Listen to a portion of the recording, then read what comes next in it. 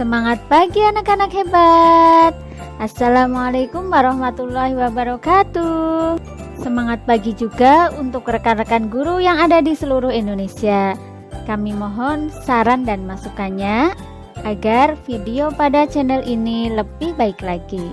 Anak-anak hebat, hari ini kita akan mempelajari tema 7, subtema 1, pembelajaran yang ketiga.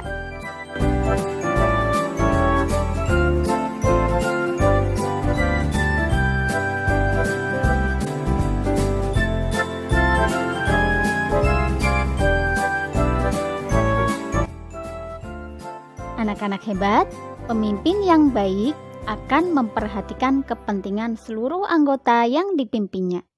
Pemimpin yang baik juga akan selalu mengajak anggotanya berbuat baik. Anak-anak hebat, siapa di antara kalian yang pernah menjadi pemimpin?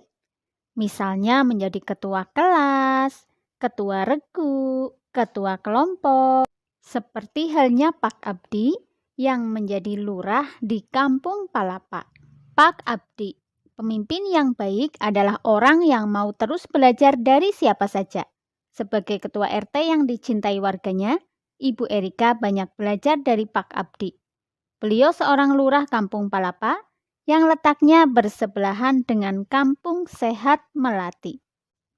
Seperti banyak orang lainnya, Ibu Erika terinspirasi atas keberhasilan Pak Abdi menggalang warga untuk menjaga kehidupan beragama dan kerukunan beragama. Seperti yang dirasakan oleh Ibu Erika hari ini, ketika menghadiri undangan peringatan Hari Kemerdekaan di Kampung Palapa, Ibu Erika mendengarkan pidato Pak Abdi. Warga Kampung Palapa, sudah lebih dari 68 tahun negara kita berdiri mandiri, merdeka dari penjajah. Setiap tahun kita berkumpul merayakannya, bukan tanpa tujuan.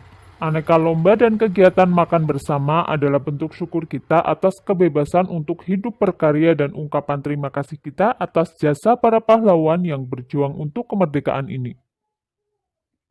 Wargaku tercinta, satu hal penting yang tak akan bosan saya sampaikan adalah agar kita selalu menjaga perilaku kita sesuai tuntunan agama. Aneka kegiatan yang kita lakukan dalam memperingati kemerdekaan ini harus selalu kita dasari dengan rasa syukur kita atas anugerah Tuhan. Dengan izin Tuhan Yang Maha Esa, para pahlawan berjuang merebut dan mempertahankan kemerdekaan negara kita. Kini, marilah kita mengisi kemerdekaan ini dengan berbagai kegiatan positif. Semua kegiatan hendaklah kita niatkan sebagai ibadah kepada Tuhan.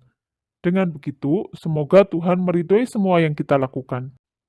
Selamat berpesta memperingati kemerdekaan bangsa wargaku. Semoga Tuhan Yang Maha Esa selalu melindungi dan menuntun langkah kita. Semoga desa kita semakin maju. Semoga seluruh warga semakin makmur dan bahagia. Hati Ibu Erika bergemuruh seiring tepuk tangan seluruh warga yang hadir. Sekali lagi, Pak Abdi memberinya inspirasi. Seorang pemimpin harus selalu mengajak warganya untuk selalu menerapkan nilai-nilai ketuhanan dalam kehidupan sehari-hari. Anak-anak hebat, kita telah membaca bersama-sama teks yang berjudul Pak Abdi. Nah, sekarang mari kita jawab pertanyaan-pertanyaan berikut ini. Soal nomor 1, nilai-nilai kepemimpinan apakah yang dimiliki Pak Abdi? Apa ya anak-anak? Iya, benar. Berdasarkan cerita tadi, nilai-nilai kepemimpinan yang dimiliki oleh Pak Abdi yaitu menjaga persatuan dengan cara menjaga kerukunan dan kehidupan beragama. Nomor 2, manfaat apa yang diperoleh penduduk dari program atau kegiatan Pak Abdi? Kira-kira jawabannya apa ya anak-anak? Iya, benar sekali. Penduduk menjadi rukun, tentram, dan damai. Kita lanjutkan soal nomor 3. Apakah Pak Abdi sudah mengajak penduduknya mengamalkan nilai-nilai ketuhanan dalam kehidupan? Bagaimana anak-anak? Iya, sudah. Pak Abdi sudah mengajak penduduknya mengamalkan nilai-nilai ketuhanan dalam kehidupan. Contohnya adalah mengajak untuk bersyukur atas anugerah Tuhan yang berupa kemerdekaan dan juga mengingatkan semua masyarakat agar meniatkan berbagai kegiatan itu diniatkan sebagai ibadah agar mendapat ridho dari Tuhan. Lanjut soal nomor 4.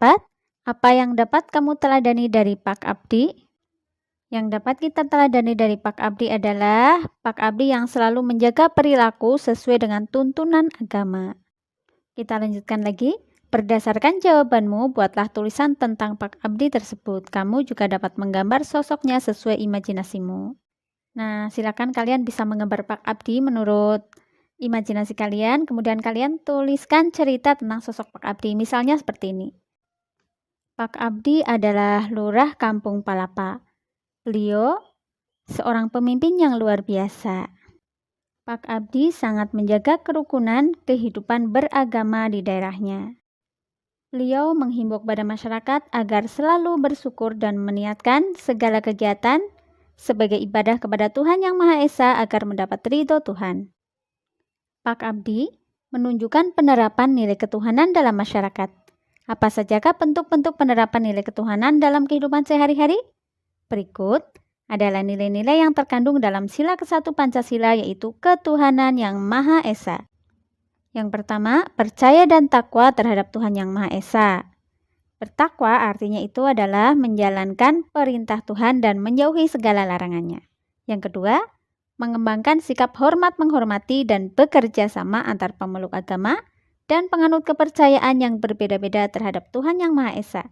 Yang ketiga, membina kerukunan hidup di antara sesama umat beragama dan kepercayaan terhadap Tuhan Yang Maha Esa. Yang keempat, agama dan kepercayaan terhadap Tuhan Yang Maha Esa adalah masalah yang menyangkut hubungan pribadi manusia dengan Tuhan Yang Maha Esa. Yang kelima, mengembangkan sikap saling menghormati kebebasan menjalankan ibadah sesuai agama dan kepercayaan masing-masing. Yang keenam, tidak memaksakan suatu agama dan kepercayaan terhadap Tuhan Yang Maha Esa kepada orang lain.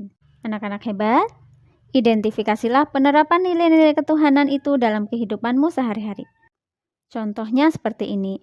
Saya sudah menerapkan nilai-nilai ketuhanan dalam kehidupan sehari-hari karena saya sudah sholat 5 waktu, berdoa sebelum dan sesudah melakukan kegiatan, berbakti kepada orang tua, dan menghormati sesama pemeluk agama.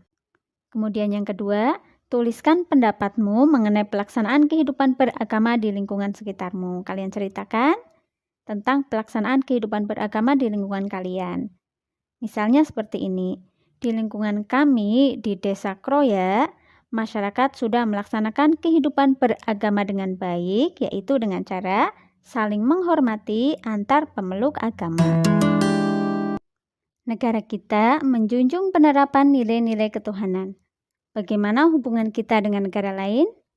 Negara kita berperan aktif dalam kerjasama antar negara, misalnya dengan negara-negara ASEAN.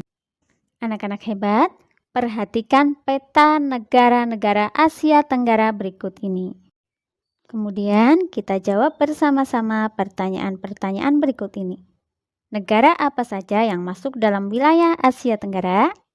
Kita lihat di peta negara yang ada di Asia Tenggara yaitu Laos, Thailand, Myanmar, Kamboja, Vietnam, Filipina, Malaysia, Singapura, Brunei Darussalam, Indonesia, dan satu lagi yaitu Timor Leste. Negara apa saja yang masuk sebagai anggota ASEAN? Sama seperti nomor 1 tadi ya, kecuali Timor Leste karena Timor Leste belum disetujui menjadi negara anggota ASEAN. Yang ketiga, apa sumber daya yang menjadi keunggulan tiap negara ASEAN? Banyak sekali ya sumber daya yang menjadi keunggulan tiap negara ASEAN, diantaranya seperti berikut ini. Anak-anak hebat, sebelum melanjutkan menonton video ini, silakan kalian like dulu video ini, dan yang belum subscribe, silakan subscribe dulu. Terima kasih. Apa produk yang dihasilkan dan diekspor oleh tiap negara anggota ASEAN? Ke negara mana produk tersebut diekspor?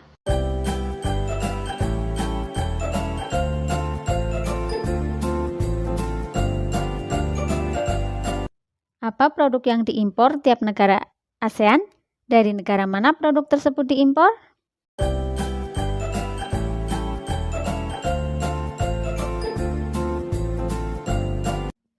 Apa peran Indonesia dalam bidang ekonomi di ASEAN?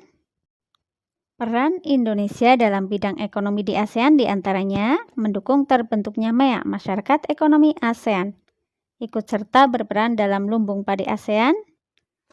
Ikut serta dalam melakukan kerjasama di sektor industri, salah satunya adalah ASEAN Aceh Fertilizer Project atau proyek pupuk buatan yang ada di Aceh.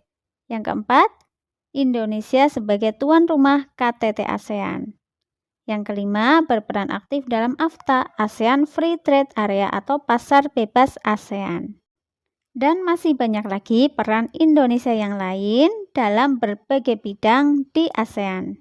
Untuk melengkapi pengetahuan kalian tentang ASEAN, silakan kalian simak materi-materi berikut ini.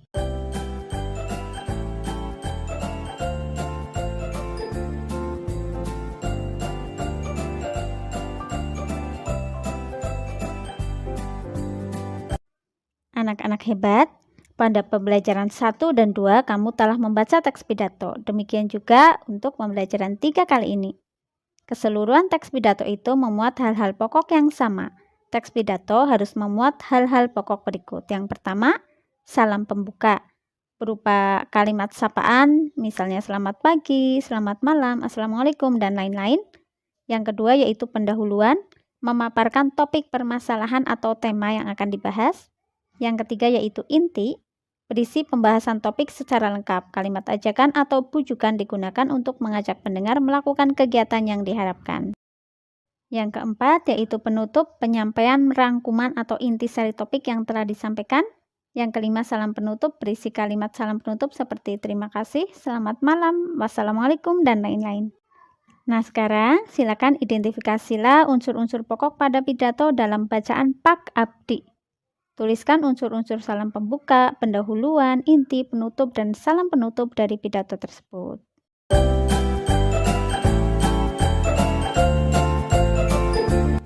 Jika sudah selesai, silakan kalian cocokkan jawaban kalian dengan jawaban berikut ini.